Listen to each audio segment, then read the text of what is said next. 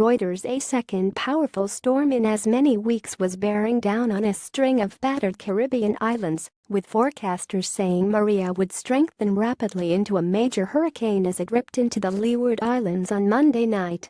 Maria's strength was building as it approached the Lesser Antilles, the U.S. National Hurricane Center said, estimating its winds near 90 miles per hour 145 kph.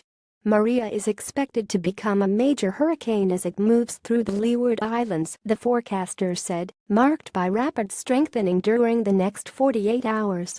Maria is approaching the eastern Caribbean less than 2 weeks after Irma hammered the region before overrunning Florida.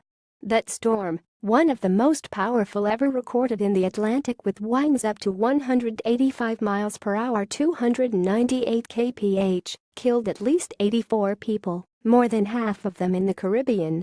As of 2 a.m. 0600 GMT Monday, the center of the storm was about 90 miles 145 kilometers north-northeast of Barbados and about 170 miles 270 kilometers east-southeast of the Leeward Island of Dominica, moving to the west-northwest at about 13 miles per hour 20 kph.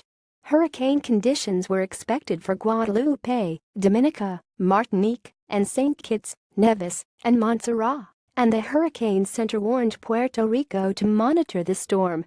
The British Virgin Islands and St. Martin, which was devastated by Hurricane Irma, were under a hurricane watch, as were the U.S. Virgin Islands and Anguilla. Soldiers from the 602nd Area Support Medical Company secure a portable tent as they break down a field hospital outside the Schneider Regional Medical Center while preparing to evacuate their unit in advance of Hurricane Maria in Charlotte Amalie, St. Thomas, U.S. Virgin Islands September 17, 2017. Reuters Jonathan Drake. More than 1,700 residents of Barbuda, where Irma damaged nearly every building, braced for Maria on neighboring Antigua, now under a tropical storm watch, said Ronald Sanders, the country's ambassador to the United States. Puerto Rico has already begun preparations for Maria, which by Tuesday was expected to unleash powerful winds on the U.S. territory, already dealing with a weakened economy and fragile power grid.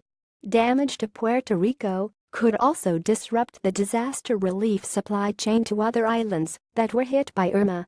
Puerto Rico is our lifeline, said Judson Burden, a permanent resident of Anguilla who has helped coordinate supply shipments to the island. We had 2 volunteer flights cancel because of the weather that is coming. The planned deliveries consisted of plywood, power tools and screws to close up windows and doors that remain open on the island, where 90% of structures were damaged. The Hurricane Center also issued a tropical storm watch for portions of the U.S. mid-Atlantic and New England coast by Tuesday as a second hurricane, Jose, moved slowly north from its position in the Atlantic Ocean about 315 miles 510 kilometers southeast of Cape Hatteras, North Carolina. The eye of Jose, with top sustained winds of 90 miles per hour 145 kph, should remain off the U.S. East Coast, the NHS said. Even so, by Tuesday it could bring tropical storm conditions from Fenwick Island, Delaware, to Sandy Hook, New Jersey, and from East Rockaway Inlet on New York's Long Island to the Massachusetts island of Nantucket. Up to 5 inches 13 centimeters of rain could fall over parts of the area, and the storm could bring dangerous surf and rip currents as well. Reporting by Frank McGurty, Jessica Rees-Nicholt and Chris Mitchell. Editing by Mary Milligan and Richard Pullinor. Standards Thomson Reuters Trust Principles.